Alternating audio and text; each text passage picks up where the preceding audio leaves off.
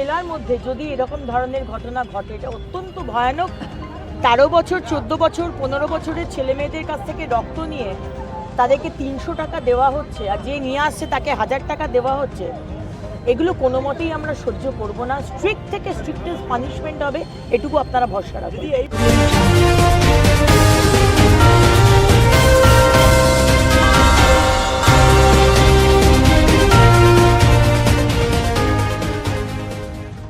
দুর্গাপুর ইস্পাত নগরী থেকে উঠে আসছে একটি বিস্ফোরক অভিযোগ টাকার প্রলোভন দেখিয়ে 3 জন নাবালক স্কুল পড়ুয়ার রক্ত সংগ্রহ করা হয়েছে একটি নামী বেসরকারি হাসপাতালে।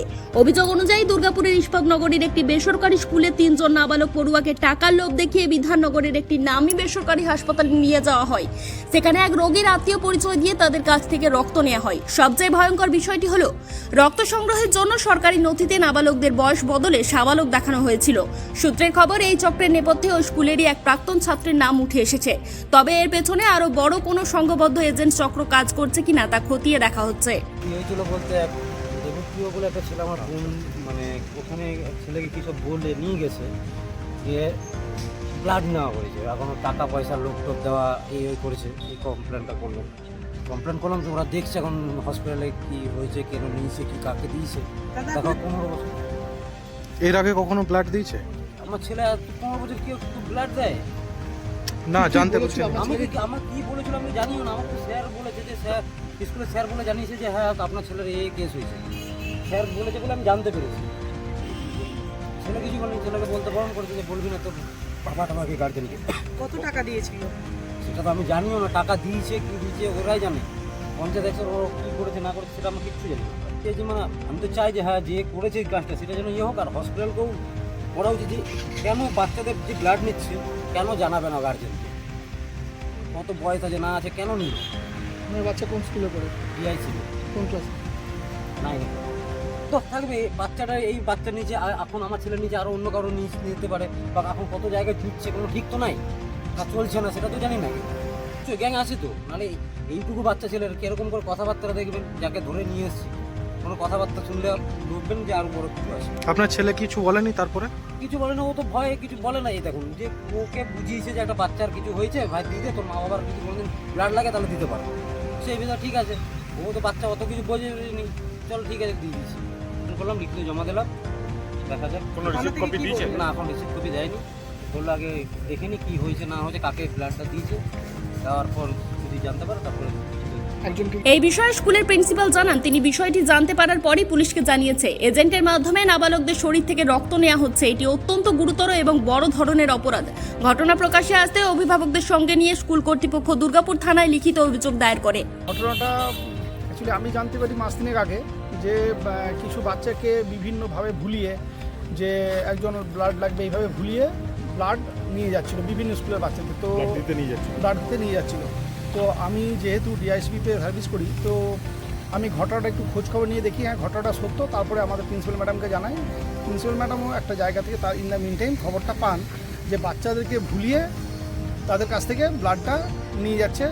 এবং নিয়ে যাচ্ছে বলতে ছেলেদেরকে এখান থেকে নিয়ে যাচ্ছে একটা হসপিটালে, মিশন হসপিটালে, সেখান থেকে নাকি ব্লাডটা নিয়ে যাচ্ছে। এবং তাদের প্রত্যেকের বয়স কিন্তু 18 বছরের নিচে, যেই সময় কোনো হসপিটাল কেন কেউই ওই বয়সে ব্লাডটা নিতে পারে না। তো সেইটা যাদের কাছ থেকে নিয়েছে তাদের মা বাবাকে জানানো হয়, এবং তাদের মা বাবা স্বতঃপ্রণীতভাবে একটা কমপ্লেন আজকে আমাদের অরবিন্দ থানাতে জমা দেয়, দুর্গাপুর থানা। তো সেখানে জমা দেওয়ার পরে আমরা গিয়েছিলাম, কথা বললাম, সঙ্গে আমিও ছিলাম, গার্জিয়ানও ছিলেন একজন বাবা। তো উনি বললেন যে আমরা ব্যাপারটা পুরোটাই ইনভেস্টিগেশন করছি এবং দেখব, তারপরে অ্যাকর্ডিং টু রিকোয়ারমেন্ট আমরা সেভাবে প্রসেসটাকে এগাবো সামনের দিকে। যেটা দেখে বোঝা গেল যে আমি প্রথমে 2টো বাচ্চা ধরেছিলাম, সেখান থেকে 4টে 5টা হতে হতে এখন বুঝছি বাইরের অনেকেই ইনভলভ। সুতরাং আমার মনে হয় এটা একটা লম্বা অনেকটা র্যাকেট আছে যেখান থেকে ব্লাডগুলোটা কালেকশন করছে, এবং সেটা অর্থের বিনিময়ে আমি যেটা শুনতে পেরেছি, যে দিচ্ছে তাকে একটা অ্যামাউন্ট দেওয়া হচ্ছে অ্যারাউন্ড 300, যে এজেন্ট হিসেবে কাজ করছে সে কিছু পাচ্ছে, তার উপরে যে রয়েছেন সেও কিছু টাকা পাচ্ছে। এইভাবে একটা চেনের মতন টাকা কিন্তু ডিস্ট্রিবিউট হচ্ছে। চাইছি বলতে একটা সুস্থ সমাজ ব্যবস্থা গড়তে গেলে এই র্যাকেটটাকে ইমিডিয়েট বন্ধ করা দরকার। তাছাড়া কিন্তু সুস্থ সমাজ তৈরি করা খুব মুশকিল। সেই জন্যই আমাদের এখানে আসা, যেন ওই র্যাকেটটা বন্ধ হয় এবং একটা সুস্থ সমাজ গড়ে ওঠে। এটা মনে হচ্ছে না, আমি যেটা সন্দেহ করছি এটা কিন্তু অনেক স্কুলের বাচ্চারা এতে ইনভলভ হয়ে আছে এবং যাকে আমরা আজকে নিয়ে এসেছি তো আজকে আবার আরও অনেক নতুন নতুন নাম শুনলাম যারা এতে ইনভলভ। এই ঘটনা নিয়ে রাজ্যের পুর ও নগর উন্নয়ন মন্ত্রী অগ্নিমিত্রা পাল কড়া হুঁশিয়ারি দিয়েছেন। ধন্যবাদ জানাই সংবাদ মাধ্যম যারা এটাকে রিপোর্ট করেছে। আমি ওই মহিলার সাথে, যিনি আমার মনে হয় কোনো স্কুলের প্রিন্সিপাল, তার সাথে আমি কথা বলবো এবং আমার জেলার মধ্যে যদি এরকম ধরনের ঘটনা ঘটে, এটা অত্যন্ত ভয়ানক।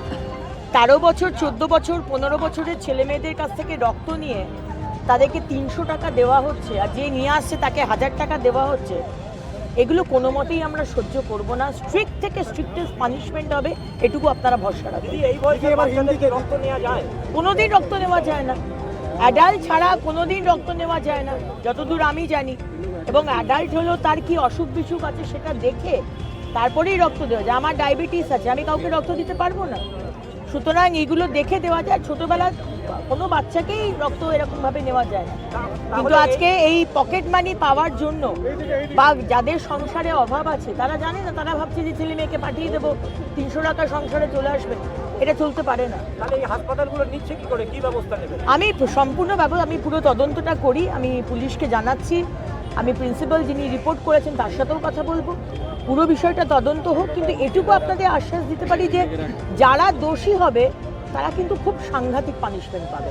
অন্যদিকে Asansol Durgapur police commissioner doctor Pranab Kumar জানিয়েছেন, অভিযোগের ভিত্তিতে তদন্ত শুরু হয়েছে, সমস্ত দিক খতিয়ে দেখা হচ্ছে।